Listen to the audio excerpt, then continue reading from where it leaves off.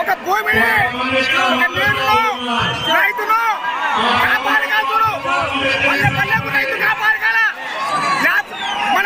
మన భారతదేశం అప్పుడైతే మనం అందరం కలిసి కష్టపడి తీసుకున్నాము. మన భారతదేశం అప్పులు దగ్గరక మనం అందరం బాగుంటాం. ఒక న్యాయానికి ముందరు కానీ అన్యాయానికి వెనకాలి స్వతంత్ర దేశం అందరం కలిసి తెచ్చుకున్నాము. మన దేశాన్ని కాపాడుకుంటే మనం అందరం బాగుంటాము. మన స్వతంత్ర దేశాన్ని కాపాడుకున్నాము అందరం కలుసుకొని.